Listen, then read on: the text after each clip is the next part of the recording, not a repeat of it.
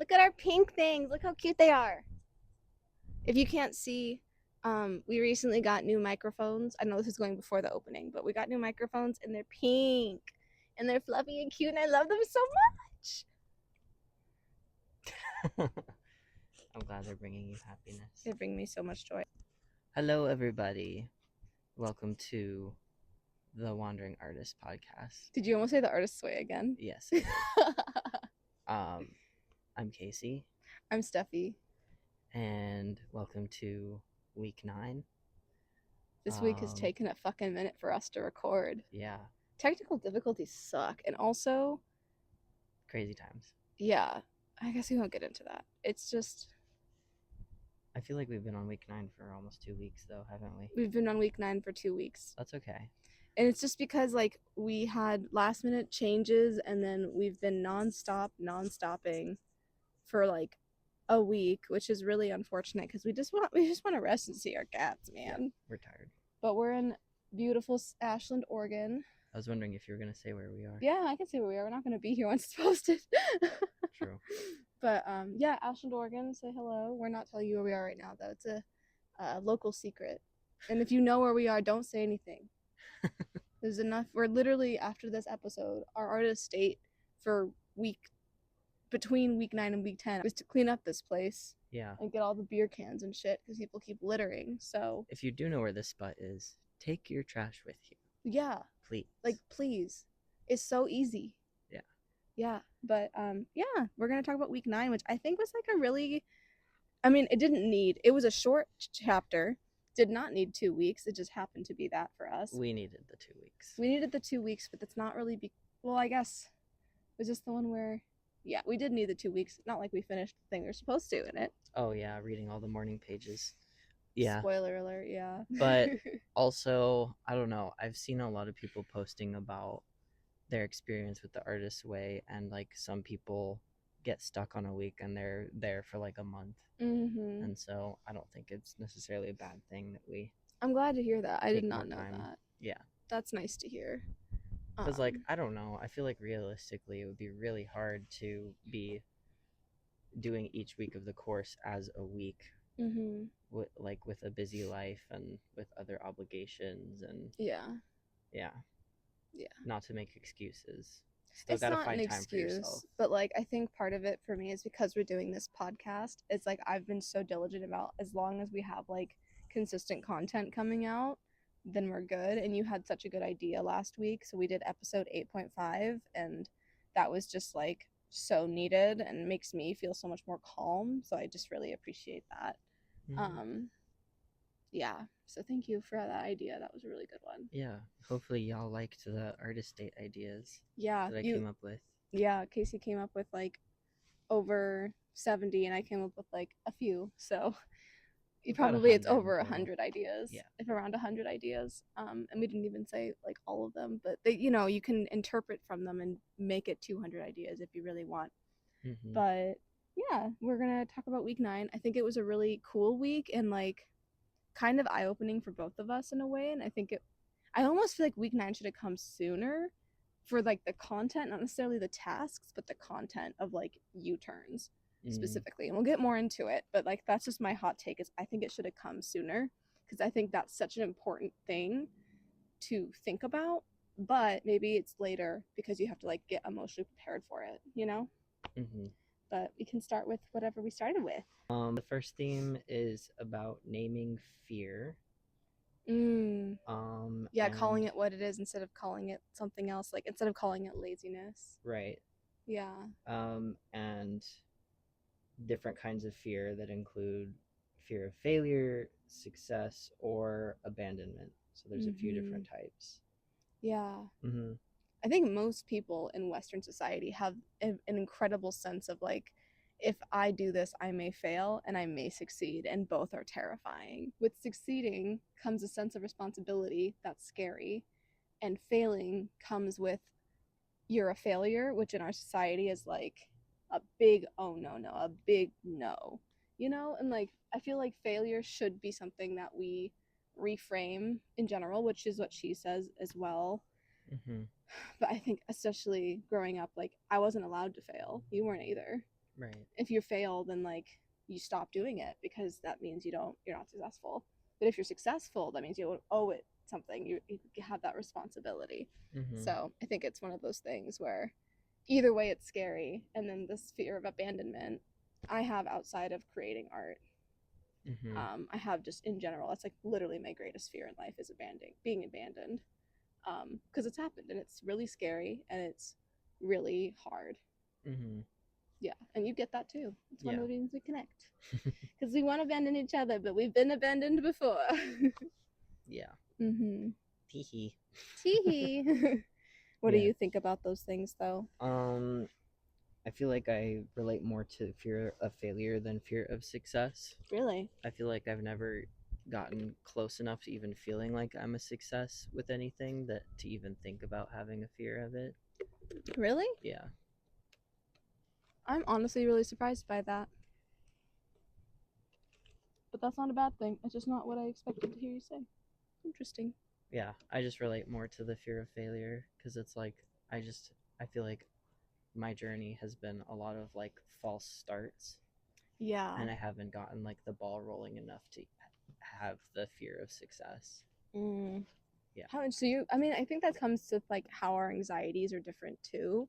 Like, my anxiety, even if I haven't even got the ball rolling and started, it's almost like I fear what could happen if I do succeed. So let's say with, for an example, with photography, I guess, because I've done that for so long and I've had a lot of like, I've done it professionally. I've had false starts of trying it on my own, but I get really caught up in the like, well, what if I don't get big enough? What if I don't get big enough? What if I like can't pay? Like, what if I'm not being paid enough to quit my other job? Like, I get so overwhelmed with like all the things I'm supposed to do, like similar to last week that we talked about. Basically, like running to the edge of the cliff, very fitting setting for that. Like running to the edge of the cliff and being like, I can't jump off. And it's like, no, no, no, no. You just got to start with baby steps. I think you actually start with the baby steps. I like get way too far ahead of myself, push really hard for a minute, and then get freaked out about the responsibility and back off, you Mhm. know? And if I don't keep that momentum, then like I get really freaked out, which is why I've been so anal about us recording and us like doing that because I really like we're on a good roll. So I'm like, we gotta keep doing it. And I'm like, for once, I'm not dealing with like this is a responsibility. This is just for fun. Like I really do this because it's fun. Yeah. But it's an interesting combo move because like part of what this book is teaching us is to prioritize ourselves and Mm-hmm. um, put ourselves first and Mm-hmm. pay attention to how we're feeling. Mm-hmm. And there's already been moments where other things are getting in the way of our ability to be as consistent as we want to be. Mm-hmm. But, um, and it's not a bad thing, but I felt like I'm more in the boat of like, let's make sure we're taking care of ourselves. And you're on the side of like, we got to stay on track, which Yeah. isn't a bad thing. No. It's just a difference in how we approach it a little bit. It's true that it's not a bad thing. I think it's one of those things that I've like I don't really know how to explain it. I think now that you know my family better, you probably can see why I do that. It's almost the like if I don't keep going, then it'll like lose its steam and momentum, and I feel like if I don't push, then like it will be lost, which is not true at all. And like our mental health does matter more, especially right now with all the shit that's happening like without getting into it, family period. Family. Family. Maybe that's the cover. Just family. They're like, say less. I get it. No, yeah, exactly. And it's just one of Coming those up on the things. holidays and stuff too. So, Exactly. Like coming up on the holidays, we just got back. We got back a month earlier than we expected because things just kind of fell through, which isn't a bad thing. And, we ended up saving some money. So fuck it, we ball. Um, and like, I think overall it's a really great experience because you're getting to meet my family and I think there's a lot of positive coming from this. And today was the first day where like, actually to get personal, I guess my mom had like this finally she had that shift of mindset of gratitude instead of here's all the things going wrong. And then when I get into that space with her and I was just similar that she just like she doesn't mean to do this, and I know it's my responsibility to not get dragged down with her. But if she's like, I'm drowning, help me, I can't. It's really hard to not dive in and try and help her. mm-hmm. um and to the point where I like injured myself, like really frustrating. And I think it's just one of those things that comes with feeling responsible, and like this podcast is something I really really love and care about, and like even though there's only like 10 people who watch, I feel responsible to myself and my own like I promised myself I would do this and I'm gonna do it. And like there's gonna be at some point there's gonna be like a we didn't record this week and it is what it is. Like shit happened. Maybe it's for the holidays, maybe it's for whatever. Or maybe I didn't post that week or whatever. But I do like I really enjoy it. So it's this really interesting mix of like part of the reason I push us with it is because I like it and I don't want to like it's me saying this is time for us to do this because it's fun. It's kind of what I should be doing with dance and what maybe we should be pushing ourselves more in other ways, but this is kind of the creative medium that I'm like, no, we're doing this. I'm making time for this because it's important to me. You know, Mm-hmm. it's not out of obligation, which is great. And that feels like self-care in its own way, Mm-hmm. you know? Yeah. So that's a long way of saying it doesn't feel like it's out of obligation. And I understand that like that pressure is a lot because especially if you're not feeling that same pressure or if it doesn't feel the same for you. Mm-hmm. And I know that you do a better job of being like, we can just chill. It doesn't have to be perfect, it doesn't have to be this. And I think we hit a really good compromise last week of recording the artist date episode. So I'm very grateful for that. Mm-hmm. Thank you. Yeah. We could also do an episode just talking about morning pages and stuff. I feel like that would be I agree. a good one. I So think that you have a lot to say about it. yeah, I have feelings. So You have a lot of feelings about it and maybe some lessons that have been learned for other people who maybe haven't started the artist's way yet and need to know this before they start. mm, Yeah. yeah. But Anyway, we can move anyways, on. yeah. The next section is about enthusiasm and how basically that flows really nicely into what we were just talking about because it's the difference of having discipline versus having like basically joyful adventure and Mhm. play, Mhm. treating work as play. Yeah. um and that, yeah, that ties into it because like, you know, instead of feeling like it's an obligation, like this is something that we enjoy doing, Mhm. and that's a really important piece. Absolutely. Yeah. Yeah. I think this part, what I remember most from this section is her talking about her, or I guess it's not her office, but like an office in general, like an artist space. Like so many people do the like, I'm gonna like Edgar Allan Poe it up and have like a single desk, a single typewriter, and like a window and nothing else in this room. And that's not very interesting or fun. Like I wouldn't find a lot of creativity in that unless I got to draw on the walls or something, you know? Mm-hmm. She talked about it as being like a playful space, like for kids. Like maybe you have your favorite toy on the wall, or paint the room a fun color, or have like, you know, it's kind of like a playroom. Art should be like play, Absolutely. and I love that. I think it's so. I think both of us feel that way very strongly. Like we want to have our artist space in our next home, to be like a playroom. Like there's arts. Like who cares if it's a mess? I mean, it'll be organized, but like who cares if there's fucking paint on the walls? Like that's kind of the point. There's, you know, a plethora of weird tools and abstract things and ideas that are inspirational to us, and it's, you know, it's like a play space. I Mm-hmm. love that, and I think that's so important and cool. Yeah. Anyway, we had a brief break. I put a jacket on because I got cold. But we were talking about making the art room a play space, and um, yeah, I feel like for me, there's a combo move in there of I really appreciate having organization. I used to live with someone who was also an artist and preferred to work in chaos, and that's not my jam, and it's not yours either. We are very much clean freaks in every sense of the word. Like, it's like you can, when you're actively in the process of making art, yes, you can be chaotic. You can get Absolutely. messy. But clean up your space so you can find what you're looking for. Yeah, and having things organized of like these are where the pencils go and this Mm-hmm. is where the paint goes. Mm-hmm. Well, it's respectful And to the next person who enters the room. yeah. You know, like if I left the space in disarray and moved everything and like just left stuff out, you can't find what you're looking for when you want to create something. Mm-hmm. And this isn't everyone's cup of tea. If you live alone, obviously do you. But like I have ADHD. If it's not exactly where it's supposed to go, I'm not gonna find it again. especially with those who are neurodivergent and need a system.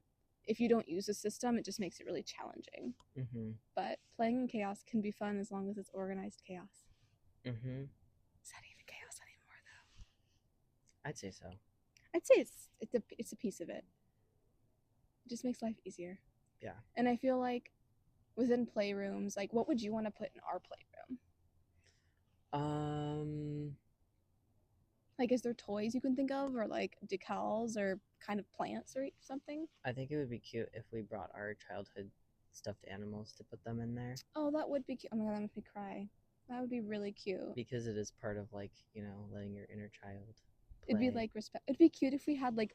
This is gonna sound kind of funny, but like if we had old pictures of like baby us and like put those on the wall, and like around it was like kind of like an altar to our younger selves. I love that I idea. think that's. Oh my god, that's a really cute idea. I know what photo I'd want to put up.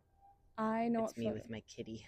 Oh, I know what photo. I love that photo. I want to put up the one of me eating watermelon. I might be naked, but it's really cute. That's a good one. And yeah, I like that photo a lot. My parents have a photo of me somewhere pulling a Pooh Bear and I'm painting a wall Oh, that's because they were painting a cute. wall in the house. That must be a really nice photo. I'm imagining how it would look Hmm. if it was artistically done. It's just my bare ass and I'm holding like the roller thing. Yeah. That's so cute. I gotta ask if they know where I that hope is. they have that. I would love to see that. Yeah. But like going back into what we were talking about before about fear, like we didn't really mention that like the way to defeat and combat fear is through love, and like that loving yourself in all of your forms, loving yourself in like loving your childhood self and all the versions of yourself as well as your current self. Because I think a lot of people think that when someone stops what they're doing or like pauses on their art, like that fear that that artist is experiencing is actually like laziness. Or then we tell ourselves like I'm just lazy, I'm just procrastinating, like you know I'm just doing these things, but in reality you're scared Mm-hmm. of what will happen.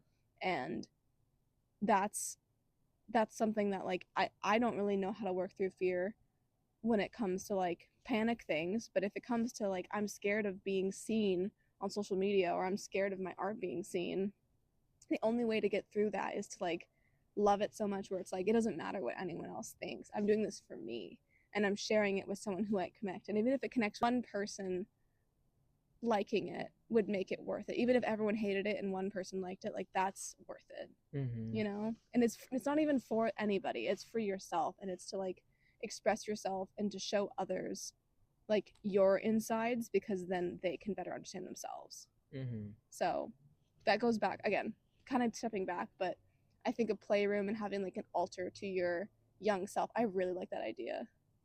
We're Mm-hmm. smart cookies. Write that down. Write that down. Write it down. I mean, we have this, so I'll listen back and then write it down probably. Yeah. But yeah, sometimes I just listen to our podcast being like, wow, those are really smart ideas. Why didn't we do that? Yeah, I actually think it would be a good like journaling prompt to think about what we would want to put into our art room, playroom. I like that idea. Yeah, I just imagine it being like colorful and exciting and like having a lot of options, like having like the markers and the colored pencils and the paints and the crayons and spaces to work, Do you ever working say on the floor. Crayons? Crayons? Is it a crayons? I think I say both. I don't know. Crayons. You say crayons, as far as I can tell. But I I remember saying that as really a kid. want to use fucking crayons. I don't know why I'm like stuck on that idea. Let's get you some. I don't know why, but I envision like the art room having like basically kids' drawings up on the walls, but it's like our drawings. As adults? Yeah. I would love to take down all my sketches from high school and put them up. Another point on enthusiasm is that it reminds me of a book that I read called Big Magic, and the artist talks about how there's a stereotype of artists that they have to suffer for their art, or that they have like some sort of tragic story, and it kind of creates this stereotype that in order to be an artist and in order to create you have to suffer.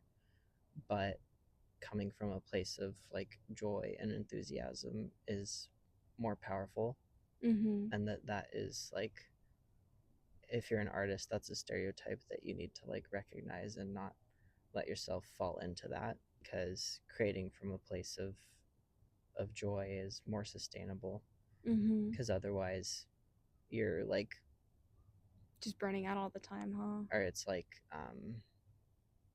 almost like a self-fulfilling prophecy, Mm. where like you end up having more challenging things happen, or you aren't seeing things that happen in your life in a positive way. Yeah. It's kind of like my mom. Not to not, oop, I maybe I should have said that, but like yeah, like if you're only choosing to be like, well, Van Gogh made it big because he was like depressed whatever, so I'm just going to stay depressed and not help myself and just create art from this space. Mm-hmm. Yeah, like that's super unsustainable. I think that's like a really really important thing, a Mm-hmm. really important topic in itself. And I'm kind of surprised she hasn't talked about that in all honesty. I feel like she has, though. Like in earlier chapters, she talks about like what your fears are with being labeled as an artist. Like, Mm-hmm. yeah, I feel like she. that's similar, but it's not quite the same. It's like your fears of being an artist is like starving in that, but I feel like what you're saying is different. It's more important of like having like the tragic artist is such a famous stereotype. You just said that. And people will like try to lean into that. They'll keep doing drugs, they'll keep drinking alcohol, they'll only create when they're high, you know? Mm-hmm. Like, although I understand from like a psychological perspective that that can be fun and interesting, but if it's like you basically not even force yourself, there's a way I'm trying to figure out how to say this, but if you let yourself stay in this like sad, depressed headspace where like nothing's ever changing and you're always just like, Mm-hmm. yeah, that's not sustainable. Like what you're saying, I think that's really important. I think Mm-hmm. there's a lot of people who don't realize that they have choice. They have the choice to um, try and be better and healthier and like help themselves and go to therapy because it's not a bad thing to do. Yeah, Yeah, there is a lot that can be gained from creating art, because it's you working through your feelings. I agree I with think the that. overall point is just that like it's not sustainable to only pull your creativity from when you're going through difficult times. Mm-hmm. Yeah. Yeah, I agree with that.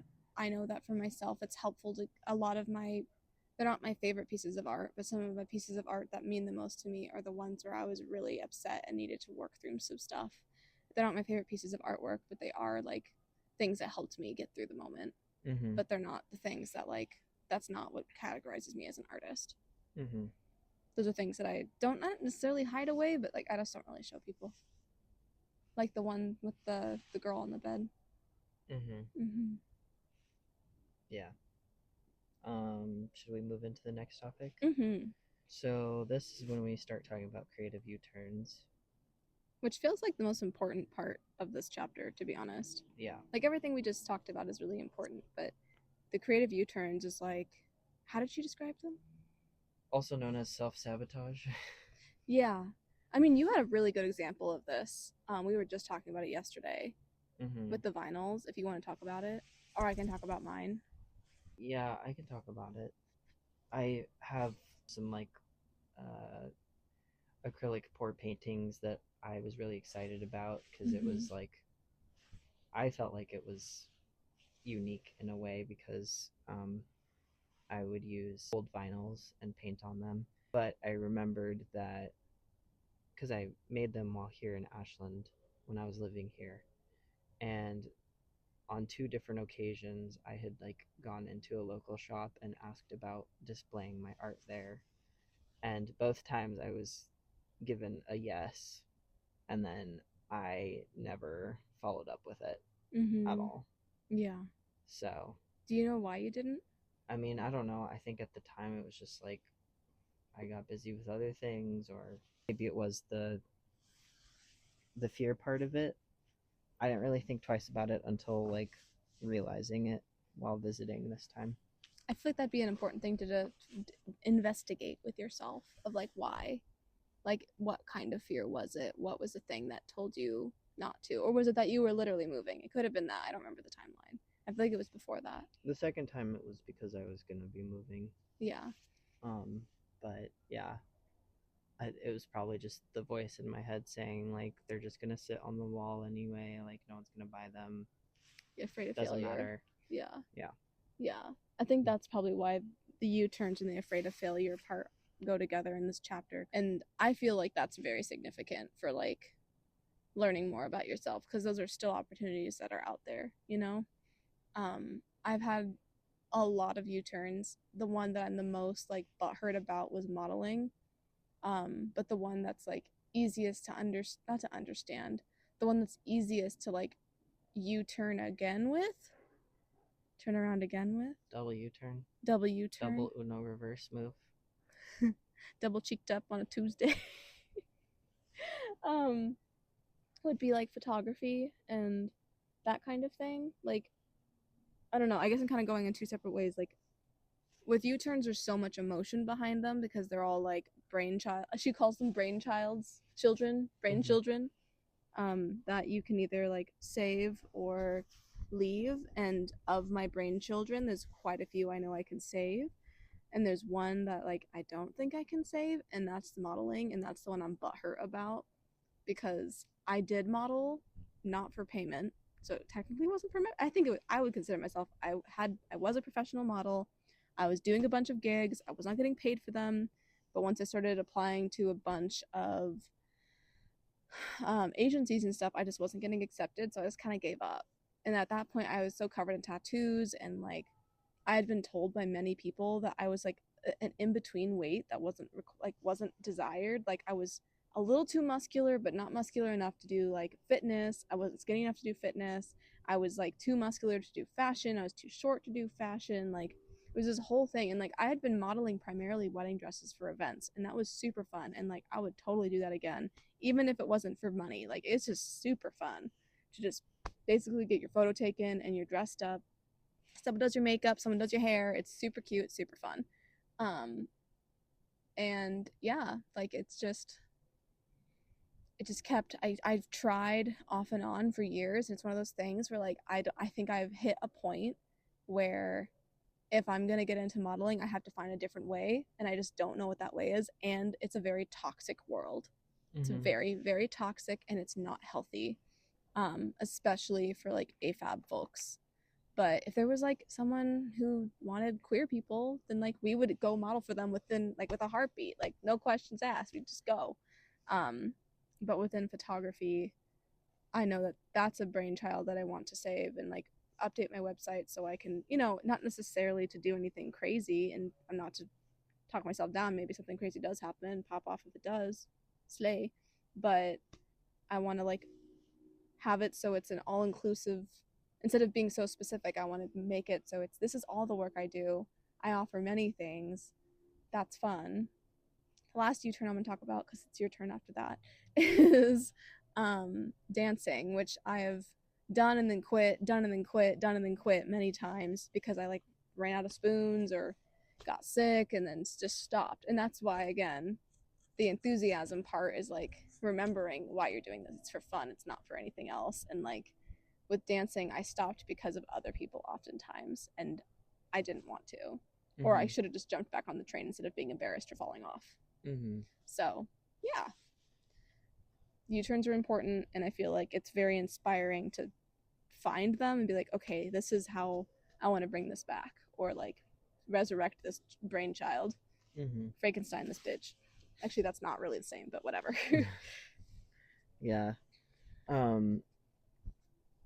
Yeah. I it definitely writing about them made me consider more of some of the past projects that I've done, and I think going into that, we went into a shop yesterday that was just a bunch of like local artists like displaying their Mm-hmm. work all together, and um, Super cool.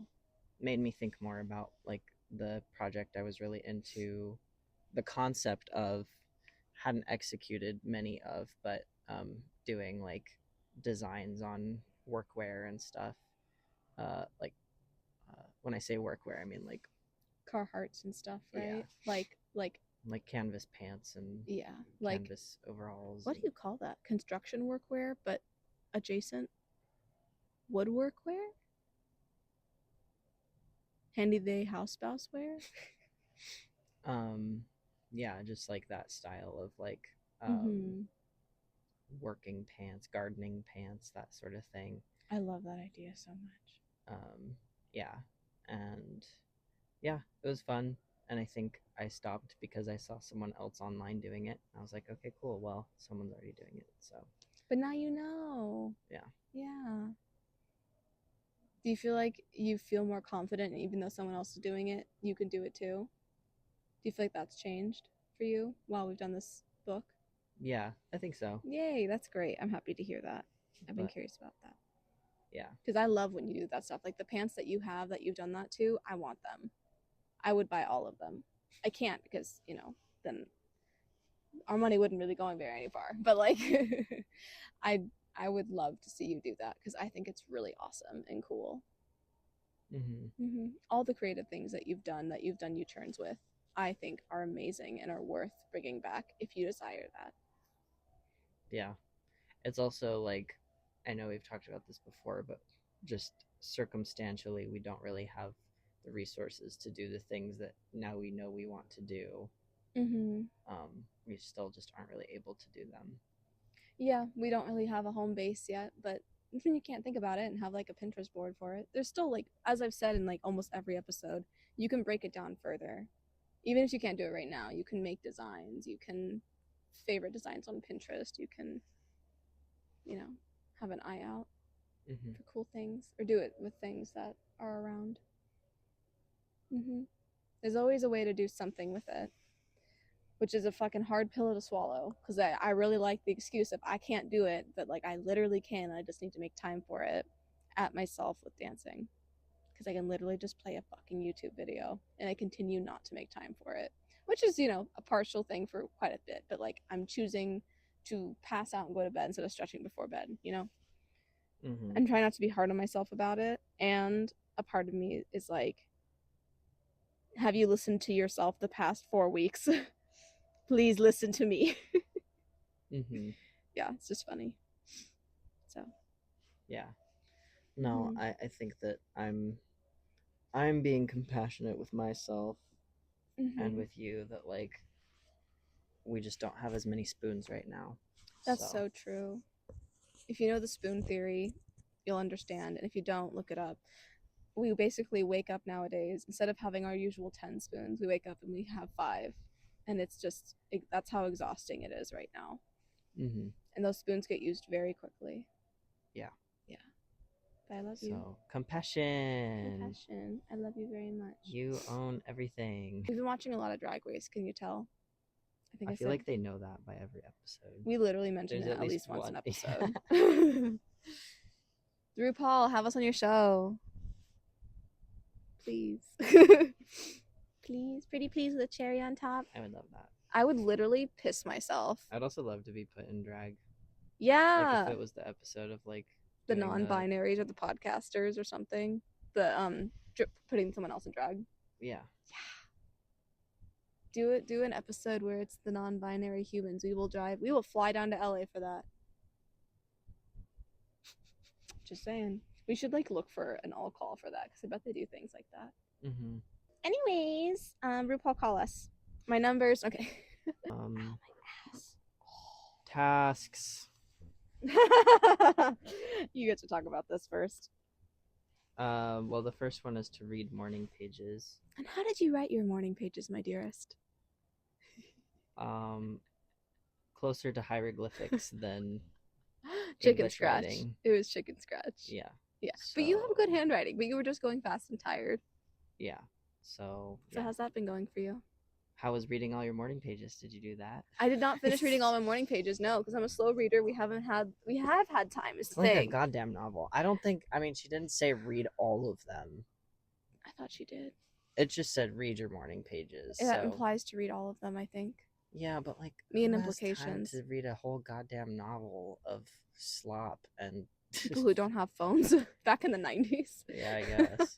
I don't know. I mean, I've read a lot of it and I can tell you I've grown, but in all honesty, I kind of knew eventually I'd be reading them. It just made sense to me. Like, if you're gonna write all this, you're probably gonna like go back and read it. And I had been starring and highlighting and underlining things that I thought were important to come back to.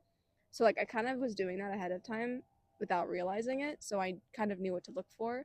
And reading back now, it's like, okay, cool. There's a lot here that I remember because I remember writing it pretty well. And I know Mm-hmm. a lot of things, like some of it's kind of hard to read, but I have a lot of compassion. Um, and some of it's just like, wow, bored as fuck. Mm-hmm. There was one moment where I was writing about like I was trying really hard to do the visual thing from like week 3 or something of like, or was it week 2? It was week 2 about like being present and like describing the scene you're in. And I did that for like 4 days, but it was the same sunrise every day, and I was just like, it's I'm writing the same thing, and I cannot figure out another way to put this. Um, but yeah.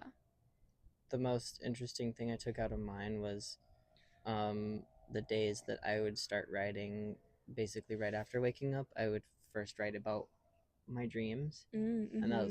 it's always funny to look back on your dreams because That's some of funny. it's so fucking whack. It's like, what the hell? I feel like you could just write a book about the dreams you've like if someone decided to make their dreams like short stories and just did that, that'd be like really fun. Yeah, Yeah. that's another uh, fun artist exploration you could do is like Yeah.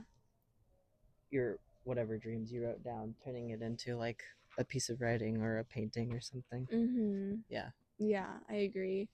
Um yeah, I think I don't know, my morning pages, I know that there's just a lot of healing and a lot of everything in it. Mm-hmm. That's I don't know. I don't really have much to say about it. It's really long. I haven't finished them. I don't know if I'm going to at some point, but it's not something I'm going to hold myself to right now. Like I have enough compassion for myself to know that I can't do everything I want to in the exact way I want to right now, and that's okay. Mm-hmm. Yeah. I feel like for me, reading them was just a reminder of like how it is a useful tool. Mm, Yes, I have hot takes about them.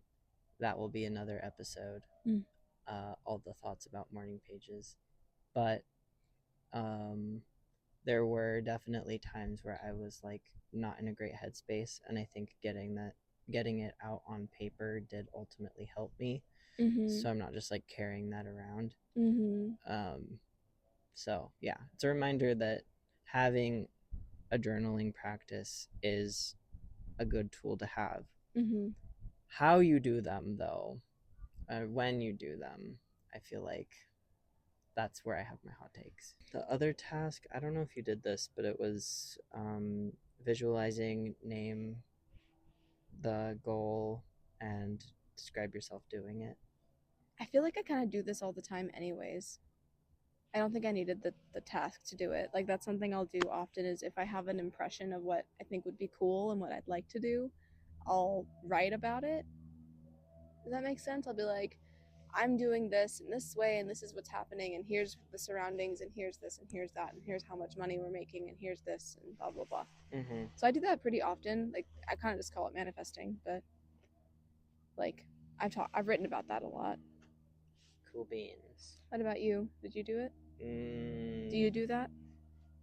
no, I mean I didn't do the task, but I do my own version of a similar thing. I think. Exactly. Yeah. Yeah. List your creative goals for the year, 6 months, 1 month. Oh, we did do that part. Mm-hmm. Wow, it's been 2 weeks for surezies. Yeah, We did that when we were in New Zealand, weren't didn't we? I think so. Holy fuck, what is time? Yeah, I remember doing that. That was good, I guess. I don't really know what to say. I feel like we've done that before, but this time it was like specific goals, and I got to see yours. Specificals? Specific goals? Oh, I thought you said specificals. Specificals. That's funny. That could be turned into something. I trademarked that. Don't take that. That's mine. Specificals. But anyways, yeah, I feel like we did that, and I got to see yours, and that was really cool. Yeah. Yeah. And I think it just made me think about like, because we are coming up on the end of the year, and I always like to think about what my goals are for the year Mm-hmm. and doing that collage. Yeah. Um, We're gonna be so fucking ready for that. that was my foot. Oh, that scared me. Yeah, that's my foot. I thought it was over here. Um, but yeah, so yeah, every year for the past like 5 years, I do the New Year's collage. We've That's always both been fun. doing that. Yeah. One of those things, I guess it's kind of a synchronicity of ours, is like there's so many things for the holidays and for New Year's that we do, and we both already did them. I think that's super cool. Yeah. I Mm-hmm. like doing the bingo cards though. That's a newer thing. That's new. Oh my gosh, highly recommend people doing. We should make it. We'll do an episode on bingo cards. New Okay. Year's routines. Oh, we should do a New Year's episode for like New Year's routine and house witch shit. Mm-hmm. Yeah, I would love that. That'd be super fun. Including limited to bingo cards. Yeah. But I think we both did a good job on that task. The other one is thinking about your creative U-turns, We've forgiving definitely been yourself, thinking about considering if those. you would rescue any of them. We kind of talked about that. Yeah. Yeah. Noted, considered, forgiven. Excuse me. Mostly forgiven. I don't forgive some of the people who were mean to me, but I do forgive myself. The other one is to choose an artist totem and give it a place of honor, which we couldn't really do that. I honestly totally forgot about that one, and I like the idea, but I think I like our spin on it of having like wherever we're gonna be, which wherever we're gonna be is where we're gonna be. We can create like a little altar space to our young selves. Put our little stuffed animals and photos of us and yeah, whatever else. I love that idea. I want to talk about synchronicities. Okay. So I guess that's everything, right? For the task, yeah. Yeah. For our check-ins, it's usually morning pages, synchronicities, artist date, and then is there anything else you need to talk about? I want to start with synchronicities because I feel like that was the most fun. Because I guess there was a few. There was the books you saw, the person we met, and was there any others? Are you talking about Anna? Mm-hmm. Didn't we talk about that already? Mm-mm. That didn't. Mm-mm. Okay. Yeah, because that happened this week 9. Week 9's been 2 weeks. That was a week ago. Isn't that crazy? Time is so weird. Time is fucked up. Anyways, so when we got to our last Airbnb in New Zealand, we happened to run into somebody named Anna who was on our same flight. And so we're like, oh my gosh, awesome. We're gonna catch an Uber together. It'll be great. We'll hang out. And we had dinner with her and the host, which was just so lovely. And at one point, she's kind of like, I kind of understand your work history now. You're a vibe. We have very similar personalities and backgrounds. I know somebody who basically might be able to give you a job. And it's like a job that I think would be cool. I don't entirely understand what's happening, but I'm excited. I kind of feel like it's one of those things where the universe was like, on a silver platter, here's a thing that you can try and investigate. Don't U-turn. And like this is one of those moments where I can prove to myself, I'm talking so fast. This is one of those moments that I can prove to myself that I'm not going to U-turn. Mm-hmm. I just need to finish my resume and send it to her, and then we'll see what happens from there. Hell yeah. I'm super pumped about that. And then when we were in the bookstore yesterday, we saw a few books that felt like a synchronicity to me because we've been talking a lot about your school and how you're going to go to school and how excited we are about that. And we've talked about the credit, the extra, what's it called? It's a certificate. The certificate in wilderness therapy. Thank you. I almost called it nature therapy, but I don't think that's the right word. Close enough. But then we kept seeing all these books that were like, how to find hope or something? Keeping hope. One of them, yeah. It was like keeping hope. One of them was forest therapy. And what was the other one? There was one other that was like caught our eye. Zen something. Hiking Zen. Yes, hiking Zen. I thought all those. Oh, and then the dragonfly book too. That's what kind of started it. Mm-hmm. And I just thought that was so freaking cool and just like felt like a lot of synchronicities for you. Like within 30 seconds, you got all these like signs about your potential future, and that's really exciting and cool. Yeah, I want to read all of those books. Yeah. I'll try to find them on Libby or something. Mm-hmm. Yeah. Highly recommend Libby. If you guys haven't heard of that app, look into it. We can talk about it more if you want. Free books. It's free audiobooks because it connects to your library, and it's also free books. You're so right. It's Mhm. also just library books on your phone or your iPad or whatever, and it can connect to your Kindle. It is Mhm. amazing.